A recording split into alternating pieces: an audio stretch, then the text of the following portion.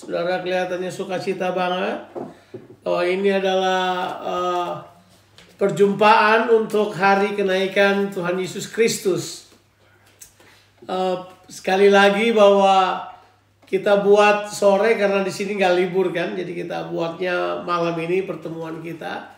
Dan saya berharap ini bisa trigger sesuatu, paling tidak mempersiapkan kita untuk waktu-waktu ini untuk menyadari apa sih yang sebenarnya Tuhan Yesus kerjakan, atau apa tujuannya kenaikannya sebenarnya buat kita sekalian.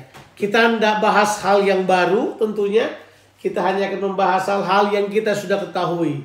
Tugas saya sekali ini adalah untuk memberikan kekuatan kepada saudara. Bahkan lebih daripada itu, ingin sekali untuk trigger supaya saudara kemudian tahu persis bahwa kenaikan Tuhan Yesus itu telah memberikan kepada kita sebuah era baru. Nah, ini sebuah apa itu? Sebuah zaman baru di mana Tuhan mendekati manusia, atau cara kerja Tuhan dengan manusia menjadi sangat berbeda dari yang sebelumnya, ya. Saya masih ingat waktu pertama baru-baru bertobat, baca-baca Alkitab, suka mikir gini, seandainya saya ada di zaman Daud dulu ya, saya pasti akan berpihak sama Daud gitu aja. Kalau saya dulu ada di zaman Yesus, saya akan jalan-jalan bersama dengan dia gitu. Tapi kemudian waktu membaca ayat-ayat di Alkitab, saya kemudian sadar persis bahwa kita ini punya advantage yang sangat banyak. Kita hidup di masa sekarang ini punya apa itu? Punya kelebihan, punya keuntungan, karena ada banyak sekali yang Tuhan genapkan, Tuhan kerjakan di zaman kita. Ya, mari untuk itu sederhana saja kita akan mulai membaca dari Injil Yohanes pasalnya ke-14. Sudah tahu kita bakal baca di ayat-ayat apa. Tapi saudara juga bisa membaca dari kitab Kisah Rasul pasalnya yang pertama.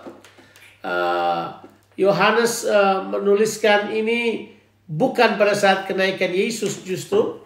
Dia menuliskan ini, ayat ini muncul ketika Yesus terakhir sekali dalam pengajaran terakhir di loteng Yerusalem itu.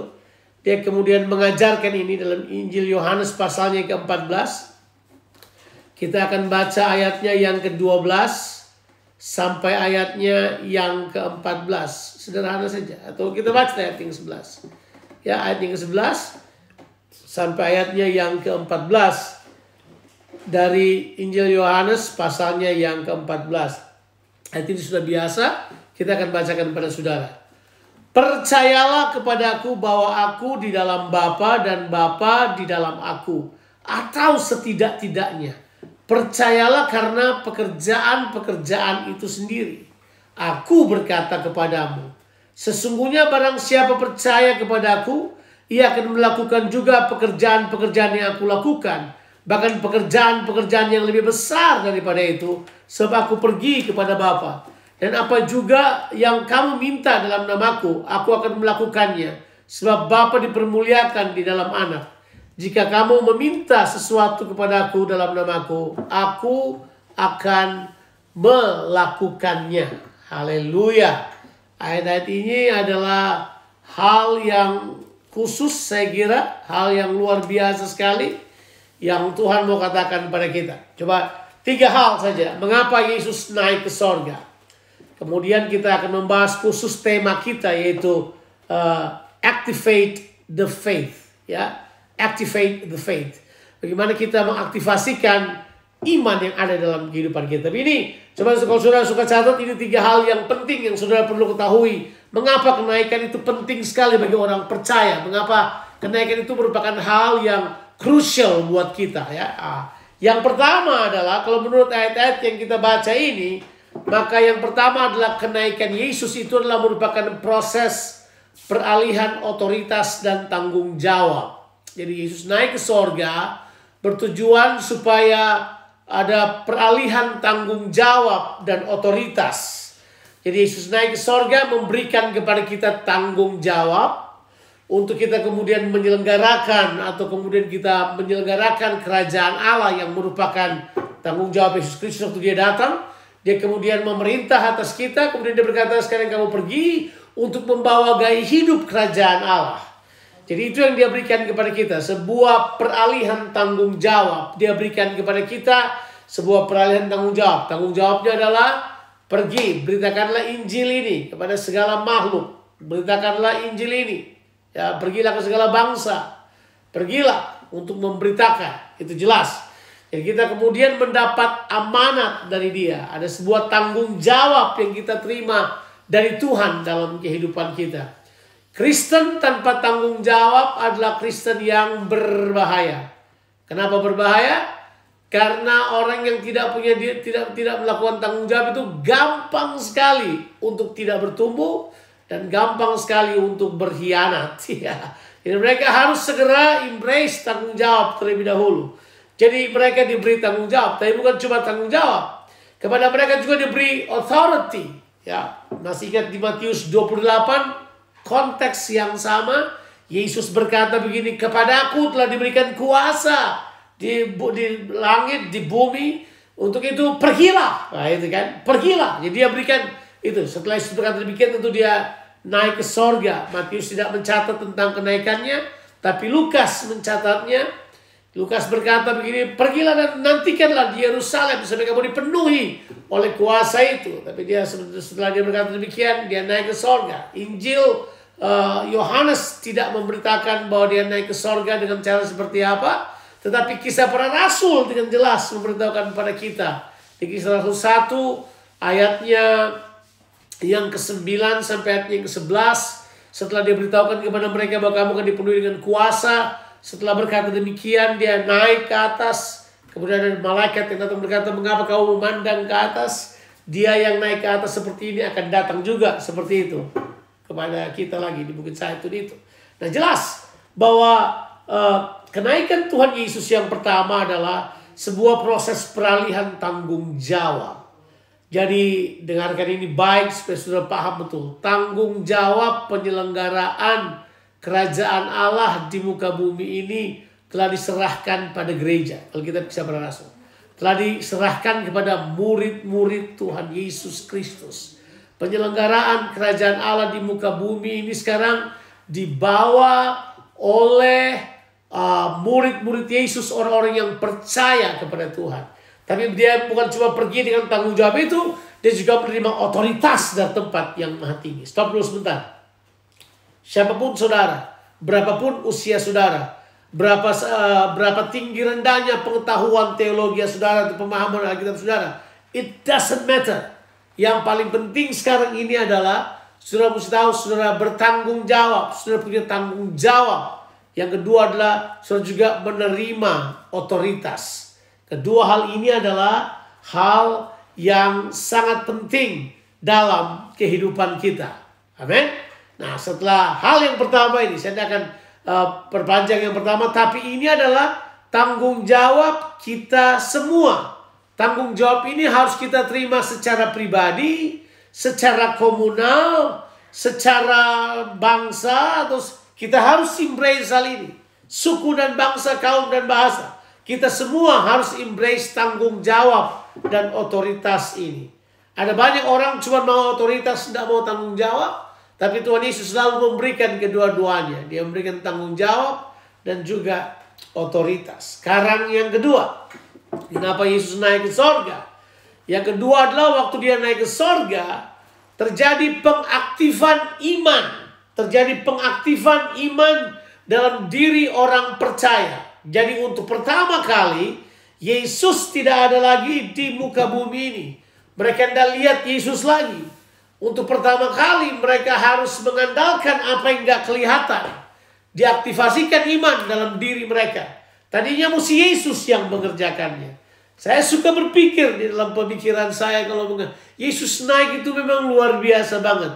Dia naik ke sorga dan dia tidak tinggal di bumi ini. Dia naik ke sorga supaya waktu dia naik ke sorga dia kirim Roh Kudusnya buat kita kan. Begitu. Jadi dengan kata lain, kita tidak perlu lagi pergi ke Palestina, pergi ke Yerusalem, pergi ke Israel untuk ketemu Yesus kan. Karena sekarang Yesus mengeluarkan dirinya dari batasan-batasan regional bumi ini. Batasan-batasan geografis. Dia naik ke sorga supaya semua orang percaya. Di mana saja berada. Sekarang kita Kita mempercayai Tuhan, tidak perlu masuk dalam gereja baru percaya. Kita menjalankan ibadah gereja tidak perlu masuk dalam gereja baru namanya ibadah. Kita bisa ada di mana-mana saja. Nah, Yesus sih sudah mengatakan itu di awal. Masih ingat di Yohanes pasalnya yang keempat?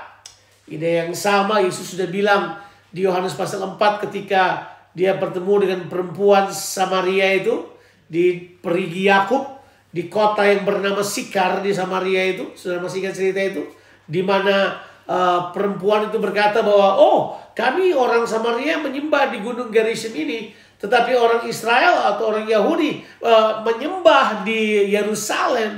Kemudian Yesus berkata, sekarang tiba saatnya, sekarang akan datang saatnya, dan sekarang sudah tiba saatnya di mana orang menyembah bukan lagi di Gunung Gerizim, bukan lagi di Yerusalem atau di Bait Suci, tapi menyembah Tuhan di mana saja. Orang menyembah bukan pada tempat, tetapi pada suatu kualitas pribadi yang kuat di dalam roh manusia itu roh kecil, dan di dalam kebenaran, worship Him in spirit and in truth.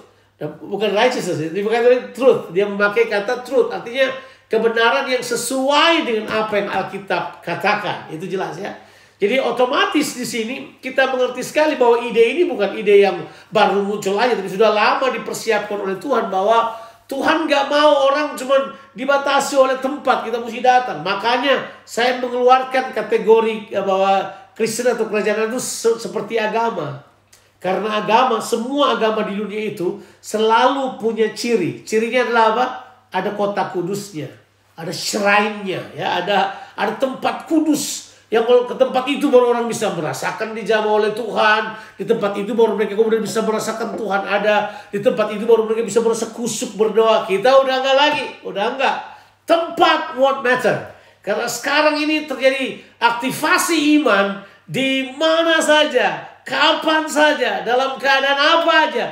Kita bisa langsung connected dengan Tuhan. Kita bisa langsung berhubungan dengan Tuhan. Kita tidak perlu pergi ke Yerusalem. Tidak perlu pergi ke Yerusalem untuk kemudian bisa berhubungan dengan Tuhan. Tidak perlu. Kita di mana aja kita berada.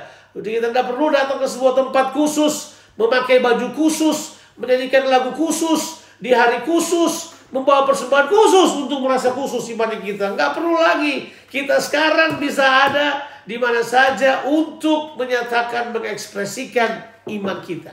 Benar kan? Sekarang ini terjadi hal tersebut. Di rumah kita masing-masing sekarang kita bisa kemudian langsung bersekutu dengan Tuhan. Kita merasa bahwa Tuhan bisa begitu dekat dengan kita. Wow, luar biasa sekali. Ada terjadi aktivasi iman. Nah, tinggalkan dulu sedikit di sini. Nanti saya akan bahas lebih banyak lagi. Aktivasi iman nanti kita akan lebih detail membahasnya. Tapi sekarang orang punya iman teraktivasi. Nanti kita akan bahas hal-hal apa aja yang berhubungan dengan iman yang teraktivasi. Coba sekarang kita pergi ke yang ketiga. Sekarang yang ketiga, alasan yang ketiga. Yang pertama adalah terjadi peralihan tanggung jawab dan otoritas. Sekarang yang kedua adalah terjadi pengaktivasian iman dalam diri orang percaya sekarang. Yesus naik ke sorga supaya orang tidak perlu lagi melihat dia di muka bumi ini, tapi orang mulai aktif imannya. Karena yang dia hadapi sekarang, yang dia percaya tidak kelihatan. Sekarang terjadi hal-hal yang luar biasa. Bukankah Yesus berharap orang tidak perlu melihat dulu baru percaya? Masih ingat ya? Dia berkata itu kepada Yohanes. Satu kali Yohanes lagi dalam keadaan tertekan dalam penjara. Dia udah tahu bahwa dia bakal mati dibunuh. Apalagi si Salome itu udah menari di depan Herodes. Kemudian waktu ditanya, minta apa aja? Karena sudah hawa nafsunya luar biasa banget menguasai Herodes. Minta apa aja saya akan berikan kepadamu. Apa aja? Bahkan separuh dari kerajaan ini, tahta ini akan kuberikan kepadamu. Salome langsung lari kepada mamanya. Apa ya? Langsung mamanya bilang begini, minta kepala Yohanes Pembaptis di atas pinggan. Langsung Salome datang memberitahu, kepala Yohanes Pembaptis. Yohanes Pembaptis sudah tahu. Dalam keadaan tertekan, Yohanes Pembaptis panggil muridnya. Kemudian dia bilang gini, kamu sekarang pergi kepada Yesus. Tolong tanya kepada Yesus. Ini Yohanes Pembaptis loh ini. Sepupunya Yesus ini kan. Pergi cari Yesus. Kemudian tanya pada Yesus. Benarkah dia Mesias? Atau kita mesti tunggu yang lain? Ada yang lain yang mesti datang, kita mesti tunggu. Coba tanya padanya. Murid-murid Yohanes pergi kepada Yesus.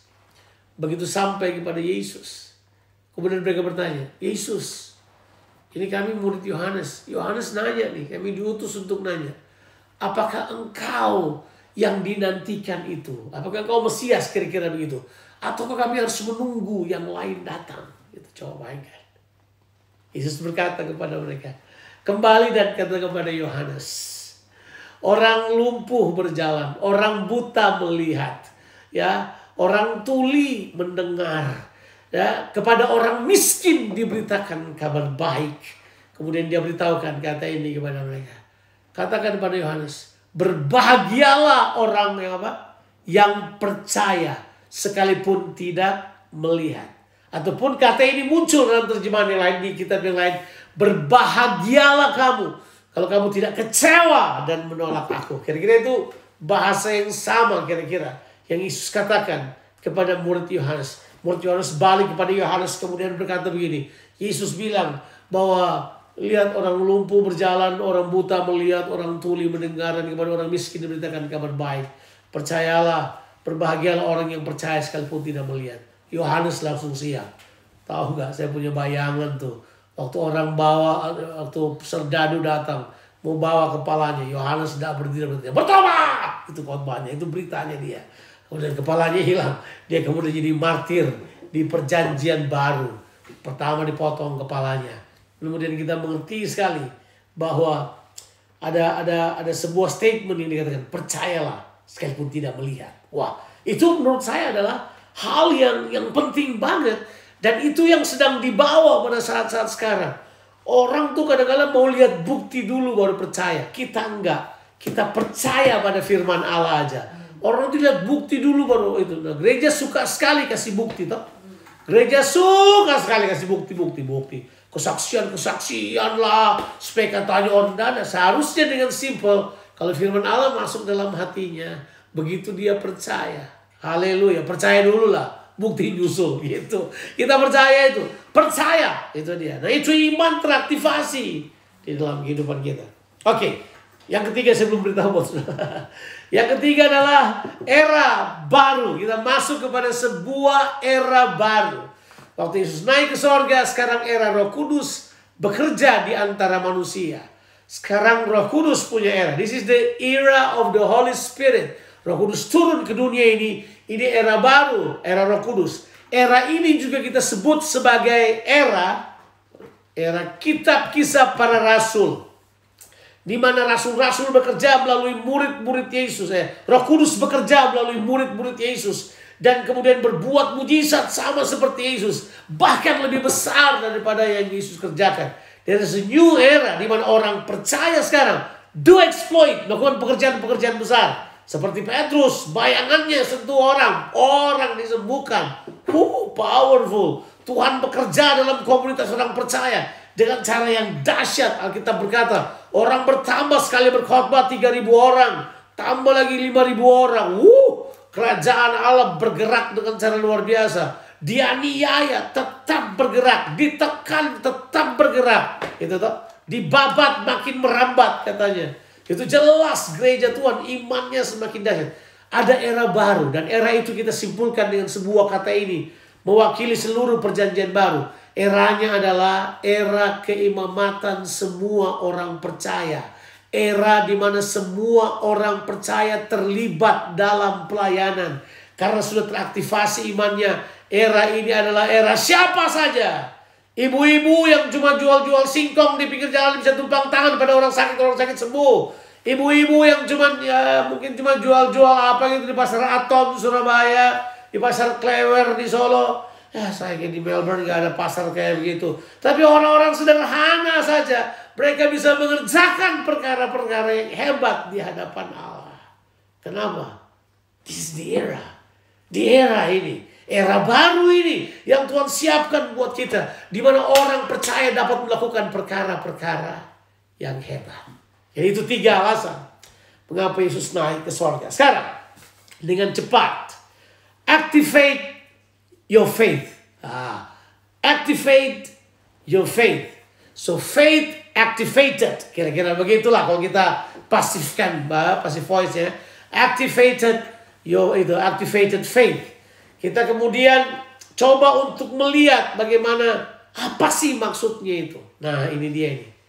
Di zaman Yesus, orang beriman harus tunggu tanda. Orang percaya tidak. Mereka sekarang beriman dulu, tanda menyusul seperti yang saya bilang tadi. Mereka tidak perlu tanda lagi karena Yesus sudah berdiam, oleh rohnya berdiam di dalam kita di era perjanjian baru ini. Kita kemudian mulai bertindak kepada beberapa hal. Saya mau tunjukkan beberapa hal ini pada saudara. Apa maksudnya iman teraktivasi? Sekarang untuk pertama kali, iman bukan sesuatu lagi yang datang-datangan dan datang pergi. Iman sekarang berdiam dalam kita oleh firman Tuhan dan karya Roh Kudus di dalam kehidupan kita. Iman sekarang menetap dalam kehidupan kita oleh karya firman dan Roh Kudus yang bekerja bersama-sama. Firman dan Roh bekerja bersama-sama untuk kemudian meneguhkan iman di dalam kehidupan kita. Sehingga kemudian yang terjadi ini, iman teraktivasi untuk dapat bekerja sama dengan kasih. Iman dan kasih bekerja bersama. Jadi kamu tidak bisa pisahkan kasih dari iman, iman dari kasih. When it's activated, it works together. It works together. Kalau dia diaktifasikan, mereka bekerja bersama-sama. Iman dan kasih. Makanya kita bilang begini, kita harus lihat. Kalau saudara semakin mengasihi, berarti imanmu jadi keren tuh, lebih baik. Kalau saudara beriman tapi kurang mengasihi, itu bahaya. Itu iman yang salah kaprah. Itu iman agama namanya. Ada banyak iman yang kita sebut iman cuma di level agama. Tapi setelah kenaikan Yesus Kristus, dengan datangnya Roh Kudus dalam kehidupan kita. Nanti 10 hari lagi kita akan bahas itu. Dengan Roh Kudus dalam kehidupan ini, terjadi aktivasi iman yang begitu rupa. Di iman ini kemudian, iman itu kemudian menjadi apa ya? Dia seperti, kalau dalam tubuh kita itu seperti apa itu? Seperti darahnya yang mengantar seluruh, yang membuat semuanya tersambung. Seperti hormon-hormon di tubuh manusia yang menyambungkan seluruhnya. Itu yang membuat manusia kemudian bisa bergerak, melakukan sesuatu. Menyambungkan tangan dengan kepala, menyambungkan kaki dengan itu, menyambungkan seluruhnya itu. Bayangkan. Itu yang disebut dengan, kita sebut tercipta sebuah chemistry dalam sebuah sistem kehidupan ini. Tiba-tiba kasih hidup dengan iman bersama-sama. Orang mengasihi dan orang beriman berjalan bersama-sama. Iman dan karakter bersama-sama jalan. Kita kemudian tidak bisa lepaskan iman daripada karakter. Ya, ada zaman orang berkata, dia tumpang tangan orang sakit sembuh karena iman. Iman saya kuat, tapi karakternya lemah. Udah nggak bisa lagi. Waktu iman teraktivasi, iman dan karakter bekerja bersama. Iman dan kasih bekerja bersama. Terjadi hal-hal yang dahsyat. Kalau saudara mau tahu ayatnya, iman dan kasih bekerja bersama ya, itu Galatia 5 ayat yang ke-6. Sudah bisa catat ayat tersebut. Galatia 5 ayat yang ke-6. Itu iman dengan kasih bekerja bersama. Terjadi terobosan-terobosan baru. Di mana kita kemudian mendengarkan firman Kristus, langsung iman muncul. Begitu aja. Sekarang kita tidak perlu panik-panik lagi. Kita tidak perlu doa puasa untuk iman. Gak perlu. Iman gak datang karena doa puasa. Siapa yang bilang? Iman datang karena firman Kristus. Ya, jangan agama. Oke, hello. Dengar saya baik. Kita harus berpindah daripada iman agama kepada iman Kristus. Ini level yang berbeda.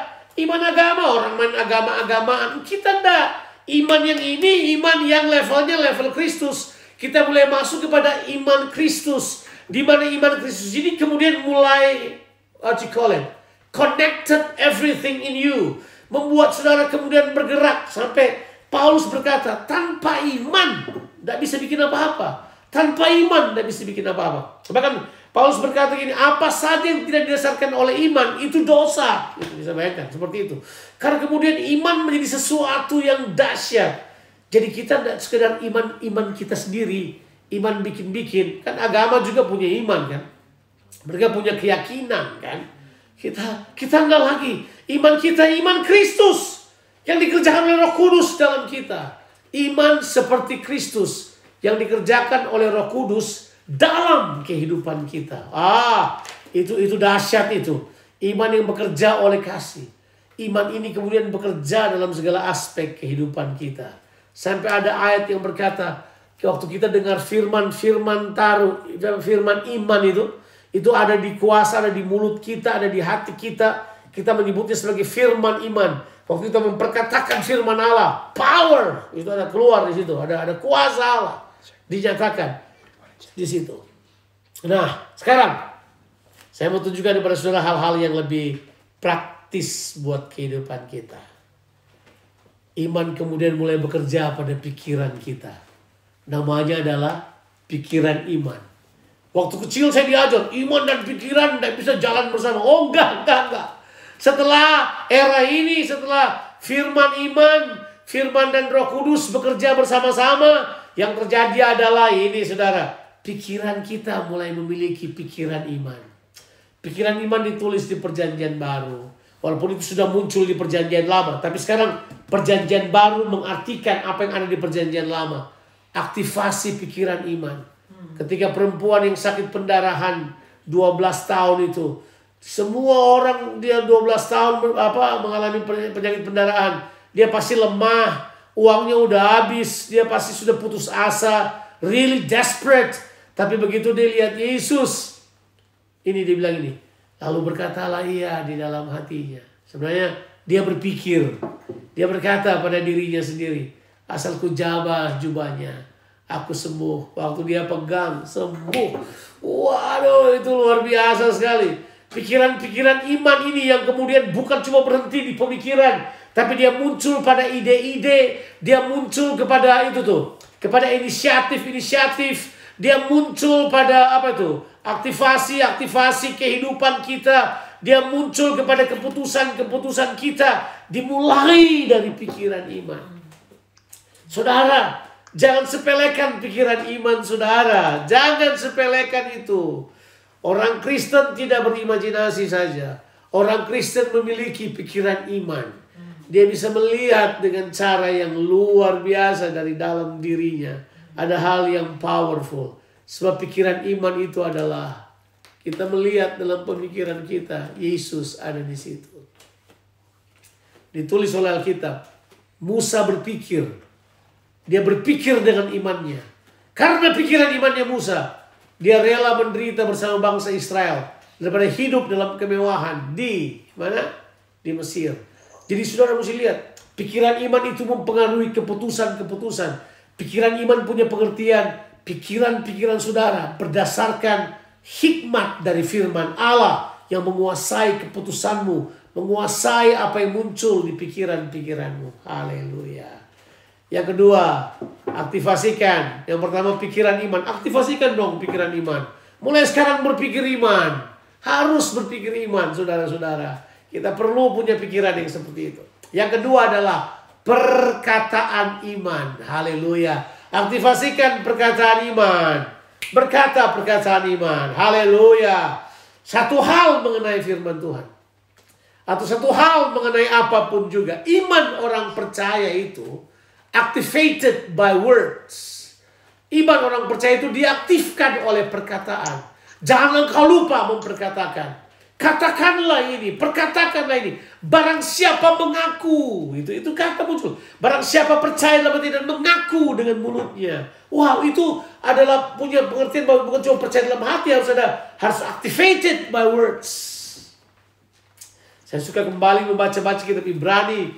Kemudian kita baca ayat 11 berkata begini, bahwa oleh iman kita mengerti bahwa alam semesta dijadikan oleh perkataan Tuhan. Haleluya. Bagaimana perkataan saudara? Perkataan iman atau perkataan hoax? Berdasarkan Facebook, berdasarkan media-media yang muncul. Sampaikan perkataan-perkataan firman Allah yang dahsyat dan luar biasa. Saya harus segera selesai. Saya tidak boleh lebih dari 30 menit kalau berkhotbah. Saya harus berhenti sekarang. Dan saya sampaikan yang ketiga. Yang ketiga adalah tindakan iman. Kita bertindak dengan iman. Apa saja yang kita kerjakan, karena sudah diisi dalam pemikiran kita akan bertindak dengan iman. Tidak mungkin sudah punya pikiran iman dan tidak bertindak iman.